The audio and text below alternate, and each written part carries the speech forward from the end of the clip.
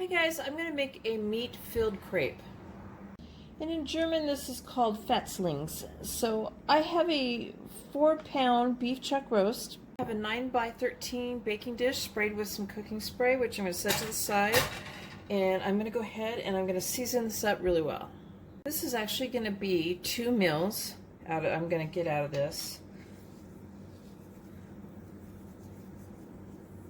So I'm going to season it really well with salt on one side, pepper, that was about a ½ teaspoon each. And I'm putting some crushed dried rosemary on here, about a ½ teaspoon, about a ½ teaspoon of celery salt, and about a ½ teaspoon of oregano, maybe a little bit more than ½ teaspoon, more like 1½. 1/4 teaspoon of garlic powder, ½ tablespoon of onion powder, and a ½ teaspoon of regular paprika. And I know this is a lot of seasoning, but I want to make sure that it gets really good flavor. And I'm going to flip this over and do it to the other side. Now this is an expensive meat. It was $19, which is, wow, terrible. But I'm going to get 2 meals out of it, otherwise I wouldn't have done it.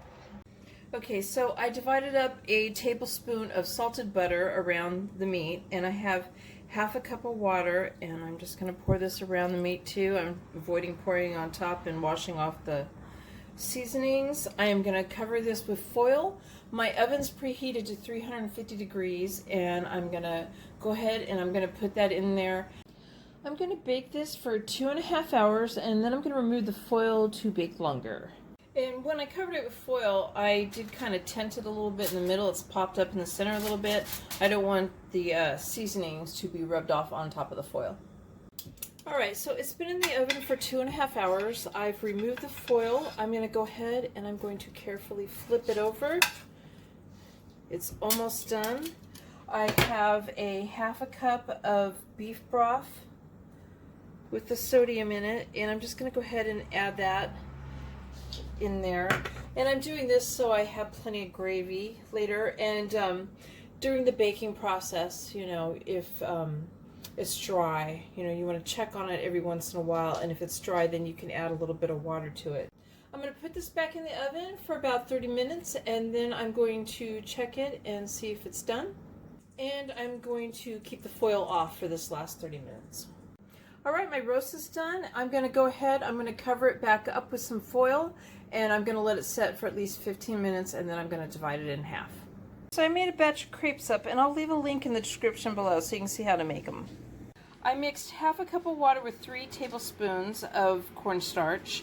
So I have half of the meat in the refrigerator for another meal, and all the juices from the pan, all the good stuff, I have put in the pan simmering here. And I didn't leave any of that behind. And I'm going to add the cornstarch mixture to the juice. And I'm going to stir this until it becomes gravy. I'm going to wait until it's done to taste it before I add anything, because I had so much seasoning in the meat to begin with. I do not want to oversalt it, so I will just add some salt or pepper if it needs it when it's done. So I have a heated baking dish that I'm going to be putting these in. You could also do it on a big platter. I've filled it with some of the meat, and I'm going to go ahead and roll this, and I'll be setting this in my baking dish. And I'm going to finish them all up this way.